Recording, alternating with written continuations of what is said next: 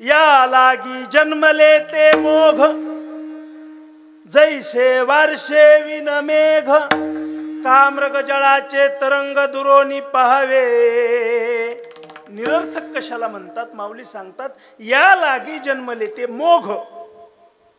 काय ज्ञानेश्वरीची बहार आहे.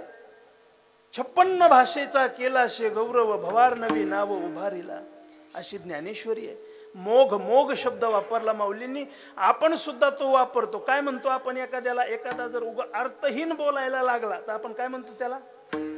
मोघम. काय मोघम बोलतोस रे? मोघम बोलणे याचा अर्थ अर्थहीन बोलणे. बरोबर आहे. अर्थहीन बोलणे याचा अर्थ निरर्थक बोलणे. म्हणजे मोघम म्हणजे निरर्थक. या लागी जन्मले ते मोघ म्हणजे त्यांचा जन्म निरर्थक झालेला आहे. पण माऊली ज्ञानोबा पुढे दृष्टांत देतात. काय? जैसे वारशे विन मेघ. आकाशामध्ये ढगांची दाटी झालीये, भरपूर ढग आले, पण पाऊसच पडला नाही. मग ते ढग कसे आहेत? मोघ आहेत. मोघम आहेत, पांढरे नाही. कसे? ते मोघ आहेत. मोघ याचा अर्थ ते निरर्थक. ढग आकाशात येऊन सुद्धा जर पाऊस पडत नसेल तर ढग हे कसे आहेत? निरर्थक आहेत. आता सार्थक आणि निरर्थक आणखीन तुम्हाला पटवून देईल मी. व्याख्या सांगेल आपल्याला याची. सार्थकता, सार्थकता म्हणजे काय? प्राप्त वस्तूचा योग्य कारणासाठी वापर होणे म्हणजे सार्थकता. व्याख्या लक्षात घ्या, याच्यावरच पूर्ण कीर्तन करायचं आपल्याला. प्राप्त वस्तूचा योग्य कारणासाठी वापर होणे म्हणजे सार्थकता. आणि निरर्थकता म्हणजे काय? प्राप्त वस्तूचा योग्य कारणासाठी वापर न होणे म्हणजे निरर्थकता. निरर्थकता. आता बघा, निरर्थक निरर्थक म्हणजे काय? तुम्हाला काही दृष्टांत देईल मी. एक व्यक्ती पावसाळ्याचे दिवस दुकानामध्ये छत्री घेण्यासाठी गेला. दुकानदाराला म्हणे, ए बाबा, मला छत्री पाहिजे, छत्री दे म्हणे. त्यानं विचारलं, कितीची देऊ? 200, 500, 600? त्यानं सांगितलं, हे पहा, पैसे किती घ्यायचे ते घे. मी निरर्थकता सांगतो बरं, लक्षात ठेवा. तुला पैसे काय घ्यायचे ते घे, पण छत्री कायम टिकली, छत्री कधीही खराब झाली नाही पाहिजे, अशी छत्री दे. तुला काय पैसे घ्यायचे ते घे. त्यानं सांगितलं, ठीक आहे, 600 रुपयाला छत्री कधीच खराब होणार नाही, दे म्हणे. त्याने छत्री आणली, दिली. म्हणे, हे घे छत्री. किती रुपये? 600. मला 700. पण अट आहे, छत्री कधीच खराब झाली नाही पाहिजे. ती म्हणला, तुझं जर असं मत असेल तर माझं एक अट आहे म्हणे, ते ऐकतो. मला काय अट आहे? काय नाही म्हणला, एक तर उन्हात नेऊ नको, पावसात काढू नको.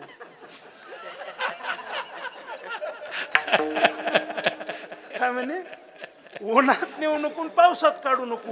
तू नाही, तुझ्या 10 पिढ्याला छत्री पुरल म्हणला. आता तुम्ही हसलात, याचा अर्थ तुम्हाला कळलंय. छत्री पासून जर ऊन आणि पाऊस याच्यापासूनच जर संरक्षण होणार नसेल तर छत्री सार्थक का निरर्थक हो? एका आवाजात, जशी छत्री सार्थक का निरर्थक? निरर्थक. ऐका, आपण हसलो छत्रीवाल्याला, पण हे आपलं चाललंय. कुणाचं चाललंय हे? हे आपलं चाललंय. आपल्याला देवाने ही छत्री दिली. देवाने ही छत्री आपल्याला दिलेली आहे. ही छत्री दिली देवाचं भजन करण्यासाठी आणि जन्म मृत्यूतून मुक्त होण्यासाठी. देवे दिला देह भजना गोमा, देवे दिला देह भजना गोमटा, तो या झाला फाटा. बाधिकेचा नाम छत्रीवाल्याचं ना आपलं सारखंच झालंय. आपण हसतो छत्रीवाल्या, पण हे आपलं चाललंय बरं का. देवाने खूप सुंदर देह दिला आपल्याला. कमलमुख राम भजन दिया. सुंदर हात दिले, पाय दिले, डोळे दिले. किती चांगलं दिलं हे, मला सांगा बरं. हे देवानं हे खूप सुंदर दिले बरं का. बरोबर जिथं पाहिजे तिथं दिलं. इथं नाक पाहिजे नाक दिले, इथं कान पाहिजे कान दिले. सकाळी उगाच माझ्या लक्षात आलं, माऊली महाराज हे दोन्ही हात जर इकडून दिले असते तर धोत्राची गाठ कशी मारली असती. नाही, प्रश्नच पडणार हो मला.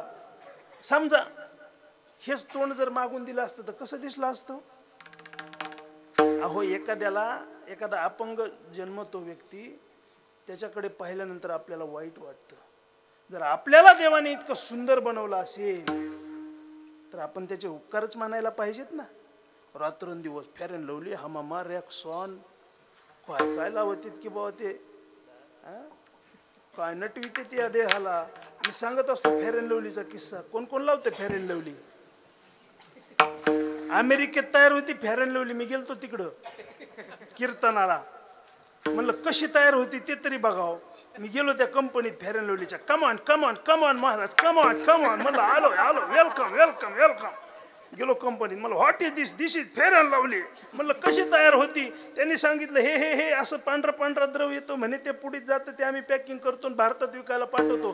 खरंय म्हणलं, सगळं पटलं, पण हे पांढरं पांढरं काय येतंय? ते म्हणले हे अमेरिकेतल्या लोकांचा शेंबूड आहे महाराज.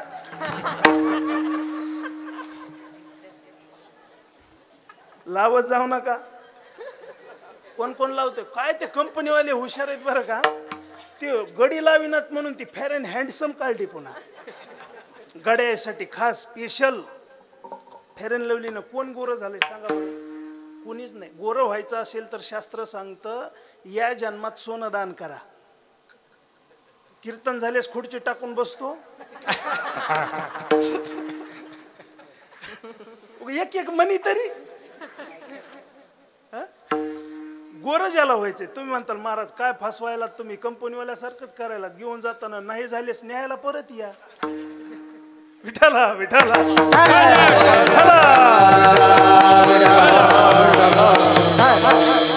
भगवान परमात्म्याने सुंदर देह दिला आपल्याला.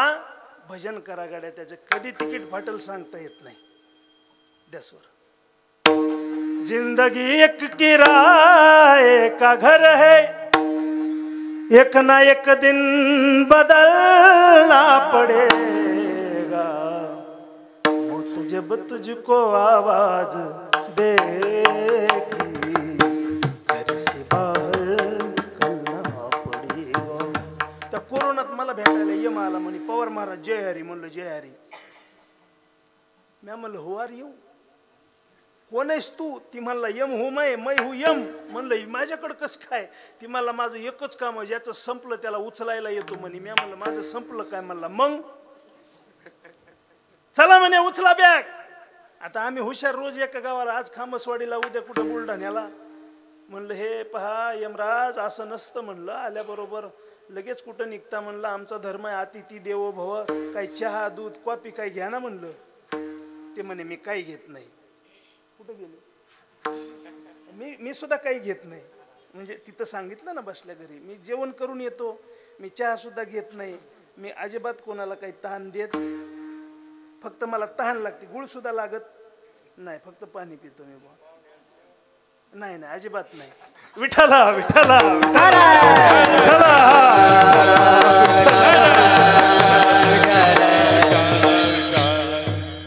म्हणलं काहीतरी चहा घ्या ना. कोणाला म्हणलं?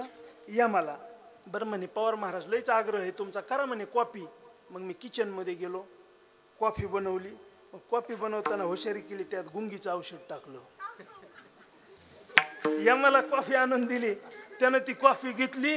गुंगीचं औषध टाकल्यामुळे झोपलं ते 10 मिनिट. मी त्याचं लॅपटॉप घेतलं, आता पुढचं जनरेशन आहे ना, त्याचं लॅपटॉप घेतलं, त्याची लिस्ट पाहिली, बघितलं तर माझं नाव वरच्या कडीला प्रमोद महाराज पवार. म्हणलं चांगला नंबर लागला. ती झोपलं होतं तर मला लॅपटॉप चालवा येतो. मी ते नाव डिलीट केलं वरचं आणि खालच्या कडीला टाकलं. 10 मिनिट झालं, यम झोपेतून उठला. पवार महाराज जय हरी. म्हणलं जय हरी. लय खुश झालो म्हणे मी तुमच्यावर. मी म्हणलं कसं काय? इतका आदरातिथ्य, यमाला चहा पाणी कोण करतंय? म्हणले तुमच्यासारखा आतापर्यंत कोणी भेटला नाही, मी प्रसन्न आहे तुमच्यावर. म्हणलं मग काय करता? काही नाही म्हणलं, मी माझ्या नियमात बदल करतो, जी यादी वरून सुरू करायची ती खालून सुरू करतो.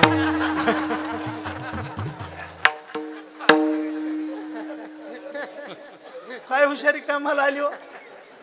देह जाईल जाईल त्याची काळ बागाईल, त्याची काळ बागाईल, त्याची काळ बागाईल. देह जाईल जाईल त्याची काळ बागाईल, त्याची काळ बागाईल.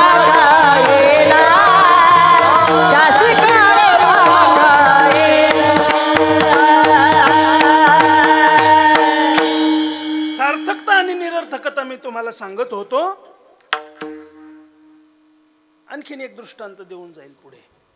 पूर्वीचा काळ, आपल्या खामसवाडी गावचा एक महाराष्ट्र केसरी पहिलवान कुस्ती जिंकली आणि गावाकडे येत असताना, जुना काळ वाहनांची सोय नव्हती, मग ते डोळा पिंपळगाव पाटीपर्यंत वाहनाची सोय, तिथून इकडे चलत यावं लागायचं. गावाकडे निरोप पोहोचला होता की कुस्ती झाली आहे आणि मी येतोय गावाकडे. त्या काळात कुस्तीला 10,000चं बक्षीस.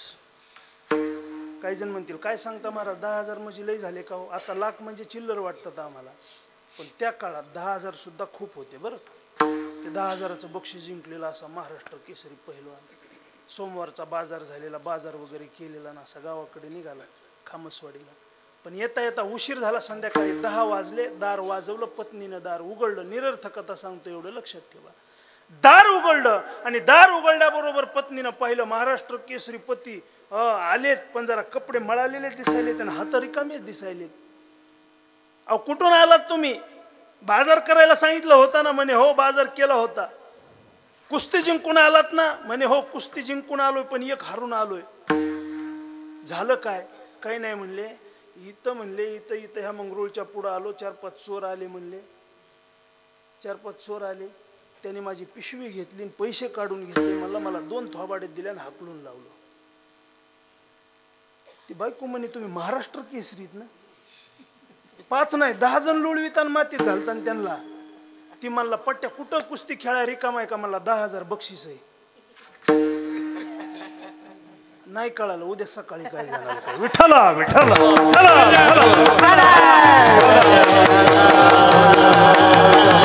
अरे तुझं संरक्षण करण्यासाठी जर तुझी शक्ती कामाला येत नसेल तर तुझ्या शक्तीचं का लोणचं घालायचं का? मग योग्य कारणासाठी वापर होणे याचं नाव सार्थकता आहे. त्याने योग्य कारणासाठी वापर केला नाही. आणखीन एक दृष्टांत सांगतो निरर्थकतेसाठी. जुना काळ अगदी जुना काळ. आणि या जुन्या काळामध्ये लग्न जमवण्यासाठी अर्थात मुलगी पाहण्यासाठी काही मंडळी मुलीकडे आली. मुलगी पाहिली, मुलगी पसंत झाली आणि मुलगी पसंत झाल्यानंतर मुलाकडच्या लोकांनी सांगितलं म्हणे बोला आम्हाला मुलगी पसंत आहे, सोयरीक आम्हाला करायची आहे, बोला काय म्हणणं आहे तुमचं. इतकं सहज होतं का रे पोरांनो आजकाल? इतकं सहज? राजा भीम रुक्मणी सनयनी देखो निचिंता करी ही कळल्या सगुणावरा नृपवरा कोणास मी देईजे. एक जण मला म्हणला महाराज कीर्तनात काय म्हणून मंगळाष्टिका म्हणता? म्हणलं ज्यांचं झालं नाही त्यांना थोडं तरी बरं वाटलं ना.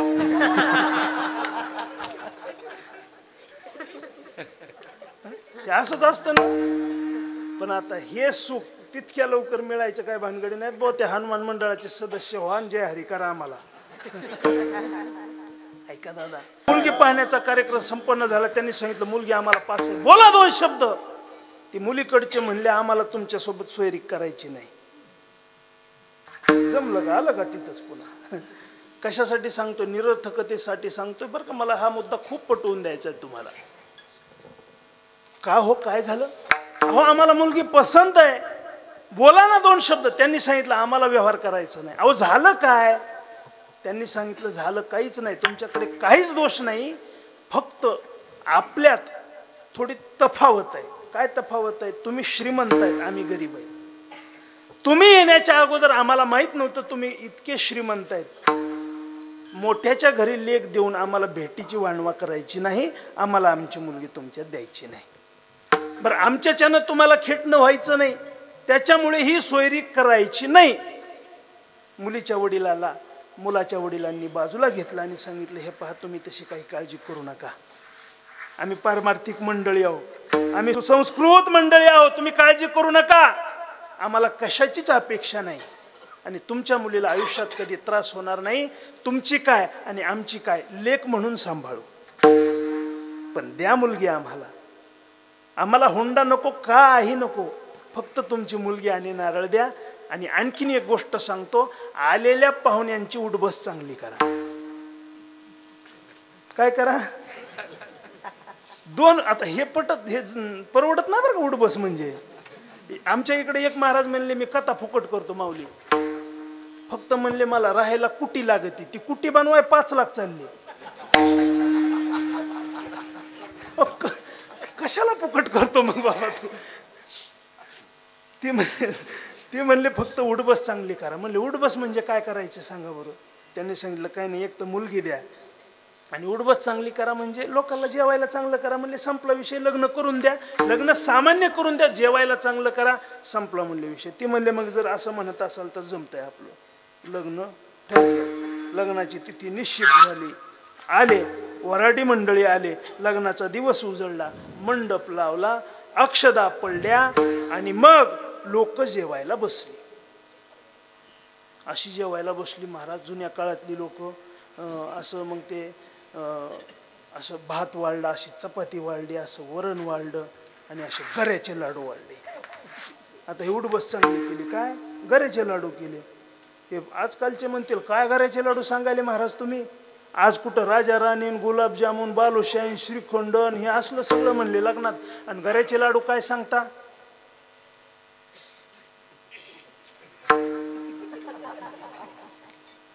इथं कोण आहे जास्त? बाबा तुमच्या लग्नात काय होतो? शिरा होता ना?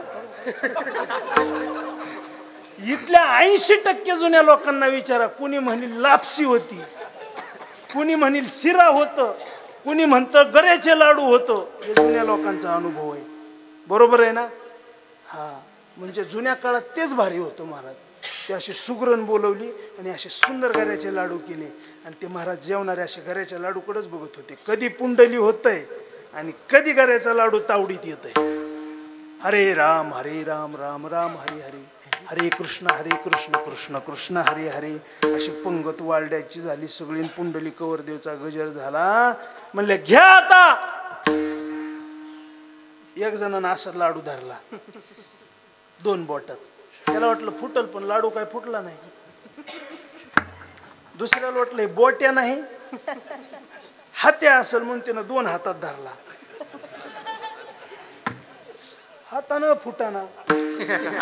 लाडू सुगरणीनं बनविला होता. तिसरा म्हणला बोट्या नाही, हात्या नाही, दात्या तरी असेल. त्यानं दातात धरला, दाढ पडली पण लाडू नाही हल्ला. सुगरणीनं लाडू बनविला होता. एक जणाला रागच आला, उठला, असा दरवाजा बघितला आणि त्या फटीत घातला आणि दरवाजा वाढला. बिजागरी निष्ठली पण लाडू नाही फुटला. काय सुगरणीनं लाडू बनवला होता. चौथं उठलं, त्याला इतका राग आला महाराज. तिथं आयरन होती, घन होता, आयरनीवर लाडू ठेवला ना असा तान दिशे मारला का नाही. तुम्हाला वाटलं आता तरी लाडू फुटला, पण नाही फुटला महाराज. लाडू तिथून जी निष्ठाला ती वाढणाराच्या टोकरीत ती होतं पुरी कळलं. म्हणला कारण मला लाडू आणतोस? त्याच्यापाशी लाडूच टोपलं होतं. फिर इकडून नवरदेवाची पार्टी, इकडून नवरीची पार्टी. लाडू येतात दन दन दन दन दन दन. गऱ्याचे लाडू सगळ्या मंडपात, गऱ्याचेच लाडू. विचार करायचे आयरनीनं घनानं फुटत नव्हते, पण त्यांनी सगळ्याचे डोके मात्र फोडले. हा, रक्त बंबाळ लाडू युद्धच झालं ते नवरा नवरीच्या पार्टीत. तुम्ही खूप हसले बाबा. मला सांगा, लाडू केले होते कशासाठी हो? खाण्यासाठी. उपयोग कशासाठी झाला? रट्टे देण्यासाठी. मला सांगा आता, लाडू सार्थक का निरर्थक? लाडू निरर्थक. वा, तस योग्य कारणासाठी वापर न होणे म्हणजे निरर्थकता. लाडू केले खाण्यासाठी पण उपयोग खाण्यासाठी झाला नाही, निरर्थक. तसा हा देह देवाने आपल्याला भजनासाठी दिला, पण त्याचा उपयोग जर भजनासाठी होत नसेल तर हा देह निरर्थक आहे. विठ्ठल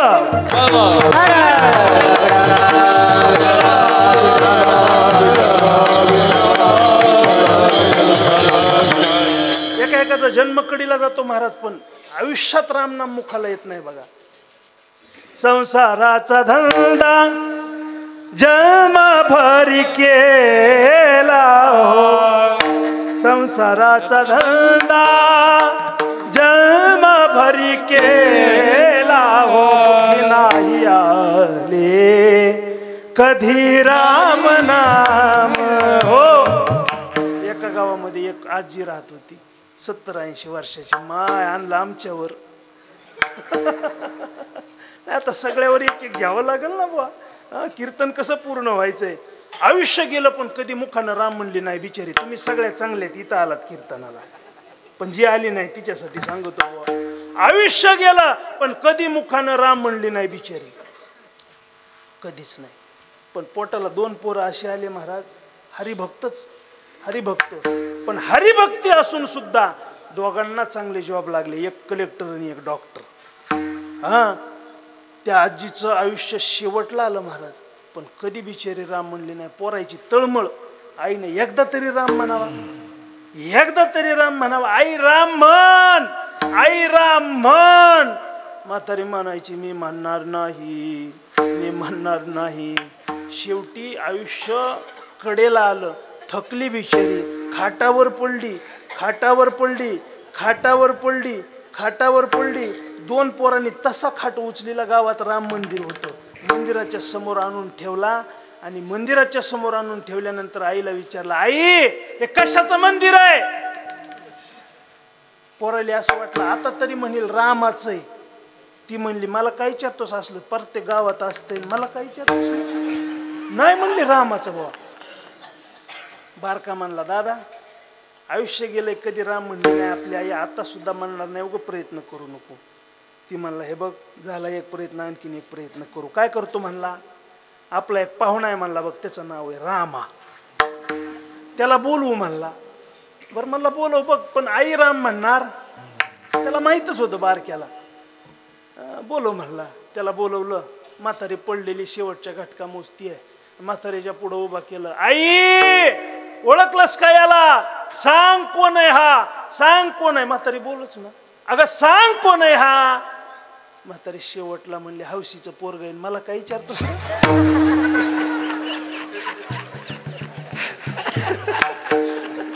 रामा म्हणली नाही हो, रामा म्हणलीच नाही, हौशीचं पोरग म्हणली, पण रामा म्हणली नाही. मुखी नाही आले कधी राम. हे जीवन सार्थक का निरर्थक हो? हे निरर्थक जीवन आहे महाराज. आयुष्य कडेला गेलं, गेली बिचारी, गेली नाही राम म्हणली. मोठ्याचा हट्टच.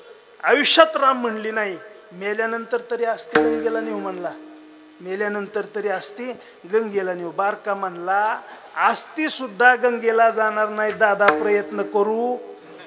अजिबात झटू नको म्हणला, सांगतोय तुला आधीपासून. अरे राम म्हणली नाही, आस्ती काय गंगेला जाणार आहेत? ते म्हणला हे बघ तिचे उपकार आहेत माझ्यावर, मला जन्म दिला, लहानाचं मोठं केलं, मला प्रयत्न करू दे आणि तिच्या अस्थी गंगेला नेऊ दे म्हणला. बघ कर. त्यानं अस्थी घेतल्या, निघाला बसनं. जाता जाता वाटेमध्ये मुक्काम पडला. पुढची बस सकाळी येणार होती. त्या शहरामध्ये त्याचा मित्र राहत होता. मित्राला फोन केला, म्हणे अरे मला काशीला जायचंय, आईच्या अस्थी गंगेला घेऊन जायचंय, पण आता पुढची बस सकाळी आहे, माझ्या मुक्कामाची सोय होईल का रे? त्यानं सांगितलं अरे असं काय विचारतोस, तू माझा मित्र आहेस ना, ये म्हणे. ये नाही मी तुला घ्यायला येतो. तो बस स्टँडवर आला त्याला घ्यायला. असं काय विचारतो रे म्हणे, सोय होती का? मित्र कशाला पाहिजे रे, मित्र कशाला पाहिजे? सुखदुःखात मित्र पाहिजे ना. दुःख अडवायला उंबऱ्यासारखा मित्र बनव्यामध्ये गायासारखा. वाट चुकणार नाही जीवनभर तुझी, वाट चुकणार नाही जीवनभर तुझी. एक तू मित्र कर आरशासारखा, मित्र बनव्यामध्ये गारव्यासा. अरे मी मित्र आहे म्हणे, चल घरी मुक्कामाला. मुक्कामाला घेऊन गेला. जेवण वगैरे झाले आणि तो म्हणे चल आता फिरून येऊ, थोडा आराम करायला टाइम आहे. हे दोघं फिरायला गेले. हे दोघं फिरायला गेले, पण त्या घरची जी माऊली होती का तिला एक वाईट खोड होती महाराज. काय वाईट खोड होती? पाहुणे आले की त्यांच्या पिशव्या हिचकायच्या. तिला वाटलं काय आणलं असन बरं ह्याने ह्याच्यात. त्यानं पिशवी हिचकिली, त्याच्यात निघाले हाडकं. काय म्हणली, हाटला जेवला आणि इकडं हाडकं कायला घेऊन आला. उचलेले आणि टाकले मोरीत. कुठं टाकले? मोरीत. म्हातारी कुठं गेली? गंगाला नाही गेली, पण डबा लावला आणि तसाच बॅग मध्ये ठेवला. हा आला सकाळी, बॅग उचलली, काशीला गेला, देवानी सगळा विधी केला. म्हणले कुठे तासती काढा, डबा उघडा. म्हणला म्हातारी पळाली ना राव. बारक म्हणत होतं तीच खरं झालं. डबा लावला, देवाला म्हणला देवा पुन्हा येतो डबल. गावाकडे आला, धाकटा भाऊ दारातच उभा होता. दादा गेली काय म्हणे काशीला. म्हणला नाही राव तुझंच खरं झालं. अरे मी म्हणतोय नाही जाणार, आयुष्याचा अनुभव आहे. अरे कधी राम म्हटली नाही, गंगेला तरी काय जाणार आहे. उगा प्रयत्न. हे म्हणला हे बघ आणखीन एक शेवटचा प्रयत्न आहे माझा, आणखीन एक शेवटचा. काय करतो म्हणला, हे बघ गेल्या वेळेस बसनं गेलो म्हणून गोंधळ झाला. म्हणला आता गाडी करू स्पेशल, आणि स्पेशल गाडी करून म्हणला काशीला जाऊ आपण आता. म्हणला मी एकटाच नाही, मी माझी पत्नी तू तुझी पत्नी, आपण चौघ जाऊ म्हणला. यांनी गाडी केली आणि हे काशीला. पण जात असताना यानं आस्ती कशा आणि कशात घेतल्या हे कुणाला सांगितलं नाही. त्यानं आस्ती एका सोन्याच्या डब्बीमध्ये अशा मिक्सरवर भोगा करून घेतल्या, एवढ्या डब्बीत. ते कुणाला कळू नये, म्हातारी पळल म्हणला. पुन्हा अजून गेले त्या घाटावर, पूजा वगैरे झाली देवबाप्पाकडे. देवबाप्पा म्हणले बघू असते. ते मला काढायचं नाही, डायरेक्ट गंगेत टाकतो. पुन्हा कुठं गेली त्या पंचायत. बरं म्हणले ठीक आहे. मग हे गेले गंगेमध्ये, सगळी पूजाविधी झाली आणि मग त्या आस्ती सोडायच्या होत्या. पण तिची धाकल्याची पत्नी होती, ती नवीन लग्न झालेलं. ती म्हणली मोठ्या जावाला म्हणे मला इथं लाज वाटते, मी जरा खाली आंघोळ करू का. म्हणले कर. ती खाली गेली आंघोळीला. मग असं पाणी वाहत होतं गंगेचं. त्या मोठ्यानं डबी काढली सोडली गंगेत. ही डबी वाहत वाहत धाकली पशी गेली. ती म्हणली माय गंगेनं प्रसाद दिलाय. खावला कमराला. काय यात्रा झाली, गावाकडे सगळे आले. आणि सगळे गावाकडे आल्यानंतर मोठा म्हणला आई काशीला गेली, म्हणला गंगेला गेली, तिचा उद्धार झाला. काय म्हणला माऊंद करू एकदा, सगळ्या गावाला गाव जेवण देऊ आणि आपला कार्यक्रम संपला म्हणे. सगळं गाव बोलवलं, मंडप दिला, अशा पंक्ती बसल्या. हरे राम राम राम हरे हरे, हरे कृष्ण कृष्ण कृष्ण. सुंदर अशा पंक्ती बसल्या. काय लोक वाढायला लागले. महिलाची पंगत बसली, महिलाला महिला वाढायला लागल्या. ह्या दोघी जावा जावा वाढत होत्या. वाढत असताना गावातल्या म्हाताऱ्या का गप असतात का, त्या म्हणल्या काय पूर्वीने तुमचं भाग्य आहे ग. अगं आमचं 70 वय झालं पण आम्हाला काशी गळली नाही. 25 वर्षाला तुम्हाला काशी गळली. काय पुण्यवान आहेत तुम्ही. दाखलीनं गप असाव का. पुण्यवान भाग्यवान, लय मोठं भाग्य आहे म्हणली माझं. म्हणले काय झालं. निस्ती काशी गळली नाही म्हणली, गंगेनं प्रसाद दिलाय. कुठे प्रसाद. मोठी म्हणली दाखव. ती म्हणली थांबा आणते. घरात गेली, ती डबी आणली. म्हणली येऊ का. तिनं नवऱ्याकडे गेली, म्हणली म्हातारी माघारी आली. म्हातारी माघारी आली. मला काय म्हणतीस. तो पण म्हणली डबी धाकली पशी या. त्यानं डबी बघितली. मला पंक्ती बंद. नको नको नको म्हणला गाव जेवण. म्हातारी काय गंगाला जायच्या अंदाजात. हे सार्थक का निरर्थक बाबा. असे काही काही खरंच आहे तो महाराज. आयुष्य गेलं कडेला पण मुखाने कधी त्यांनी भजन केलं नाही. हे जीवन निरर्थक आहे महाराज. कळलं आम्हाला, निरर्थक जीवन कळलं आम्हाला. आम्हाला सुद्धा आता असं वाटतं की आमचं जीवन सार्थक व्हावं. सांगा सांगा काय केल्यानंतर जीवन नामवाचे श्रवण करते, नामवाचे बारकुमाई बारकुमार बारकुमार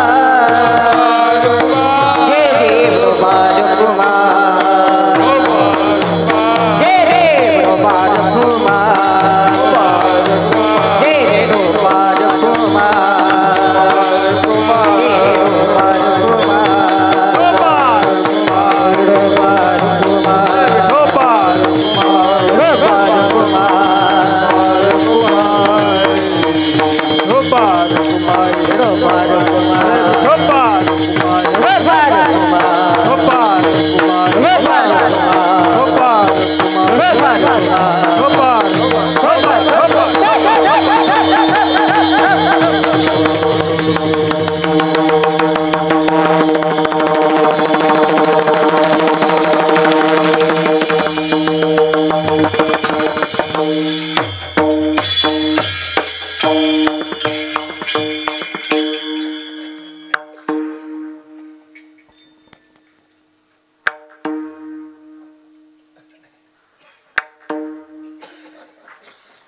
वाचे श्रवण कीर्ती पाऊले चित्ती समान काळ सार्थक केला त्यांनी धरिला मनी विठ्ठल ओ,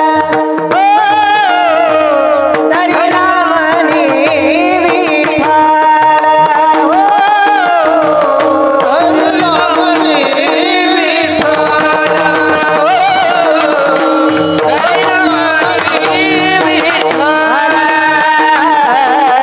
कळसत कैला त्याने कळसत केला त्याने धरिला मनी विठ्ठल ओ, धरिला मनी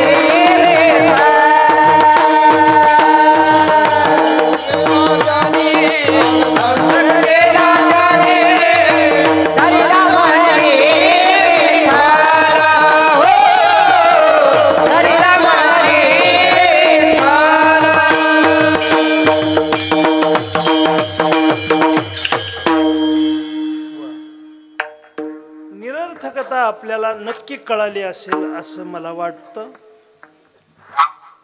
कारण की भरपूर दृष्टांत दिलेत आहे की नाही. निरर्थकता म्हणजे काय, मगाशी व्याख्या सांगितली, आणखीन एकदा सांगून पुढच्या विषयाकडे जातो. प्राप्त वस्तूचा योग्य कारणासाठी वापर न होणे म्हणजे निरर्थकता, आणि प्राप्त वस्तूचा योग्य कारणासाठी वापर होणे म्हणजे सार्थकता. महाराज, आमचं जीवन सार्थक व्हावं यासाठी काय उपाय तुम्ही आम्हाला सांगाल? महाराज सांगतायत, नाम वाचे श्रवण कीर्ती पाऊले चित्ती समान. 3 उपाय सांगितले महाराजांनी. तुमचा जर काळ सार्थक व्हावा असं वाटत असेल तर मुखाने देवाचं नाव घ्या, मुखाने देवाचं नाव घ्या, काहीच करू नका दुसरं. सोपेवर मामा सांगितले संती टाळ दिंडी हाती घेवोनी नाचा समाधीचे सुख सुख सांडावो बाळोनी समाधीचे सुख सुख सांडावो बाळो. किती मुखानं नाव घ्यावं 2 दृष्टांत सांगतो. आळंदी क्षेत्रामध्ये आदरणीय श्री बंडा तात्या कराटकर यांचे गुरु विहेकर दादा साखरे बाबा यांच्याकडे ते वेदांत शिकण्यासाठी 31 वर्ष होते. 31 वर्ष मौन व्रत धारण केलेलं होतं. दुसरं काही बोलायचंच नाही, बोलण्याची नाही. आता देवाविन काही हे ज्यांचं ब्रीद होतं, त्यांच्या मुखामध्ये फक्त एकच श्री ज्ञानदेव, श्री ज्ञानदेव, श्री ज्ञानदेव. याच्या व्यतिरिक्त ते काही बोलतच नव्हते. त्यांच्याकडे त्यांच्या सेवेसाठी त्यांची भाची, जिचं नाव गंगा, ती त्यांच्याकडे सेवेसाठी होती. सकाळची वेळ झाली, काकड्याचं भजन करायचंय. बाबांनी फक्त म्हणावं श्री ज्ञानदेव. तिनं लक्षात घ्यावं की बाबांना काकड्यासाठी टाळ आणि विना पाहिजे, चिपळ्या आणि विना पाहिजे. तिनं ते नेऊन द्यावं. सकाळी 7 वाजले. सकाळी 7 वाजल्यानंतर त्यांनी म्हणावं श्री ज्ञानदेव. तिच्या लक्षात यावं बाबांना आंघोळीसाठी पाणी पाहिजे. मग तिनं पाणी काढून द्यावं, त्यांनी आंघोळ करावी. 10 वाजले, श्री ज्ञानदेव.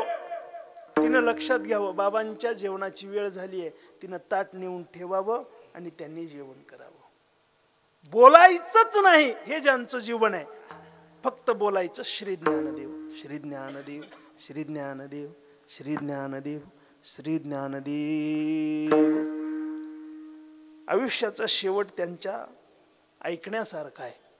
असं म्हणतात, शूर ओळखावा रणी आणि साधू ओळखावा मरणी. आपण मगाशी सुद्धा बोलून गेलो. एखादा व्यक्ती जर आयुष्याच्या शेवटच्या क्षणाला दुःख भोगत असेल तर समजावं त्याने पाप केलंय. आणि जर एखादा व्यक्ती हरिनाम घेत उठाउठी जात असेल तर समजावं हा साधू आहे, हा पुण्यवान आहे. बाबा सकाळी उठले, पंढरपूर क्षेत्रामध्ये आहेत, चंद्रभागेचं स्नान झालं, आपल्या खोलीमध्ये येऊन बसले, भिंतीला टेकून बसलेत. स्नान संध्या झाली आणि हातामध्ये जपमाळ सुरू आहे. श्री ज्ञानदेव, श्री ज्ञानदेव, श्री ज्ञानदेव, श्री ज्ञानदेव. शेवटी श्री ज्ञानदेव म्हटले, जपमाळ खाली ठेवली आणि आपला देह त्या ठिकाणी ठेवला. याला म्हणायचं काळ सार्थक केला त्यांनी. आणखीन एक दृष्टांत आपल्याला देतो. आपण जर जगद्गुरु तुकोबारायांच्या सोहळ्यामध्ये गेला असाल, जात असाल, तर अकलूज इंदापूर रोडवरती गगनबावडा नावाचं गाव आहे. त्या गावातील एक सत्य घटना आहे.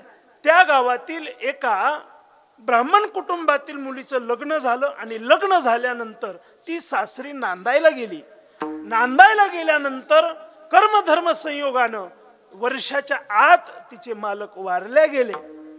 आणि मग तिने विचार केला, आता इथं राहून यांची धुनी भांडी करण्यापेक्षा आई वडिलाकडे जावं, आई वडिलांची सेवा करावी, मिळेल ते खावं आणि भगवंताचं भजन करावं. लक्षात ठेवा, जीवनामध्ये जर दुःख असेल तर हे दुःख एक तर देवाजवळ सांगा किंवा संताजवळ सांगा. जगासमोर जर आपलं दुःख आपण मांडायला गेलो तर जगाची एक रीत आहे, हे जग रडून ऐकतं आणि हसून सांगतं. म्हणून जगासमोर आपलं दुःख कधीही मांडू नका, कधीही मांडू नका. देवानं किती जरी दुःख दिलं, देवानं किती जरी दुःख दिलं तरी देवावरती नाराज होऊ नका. देवा तुझा माझा कारे वैराकार,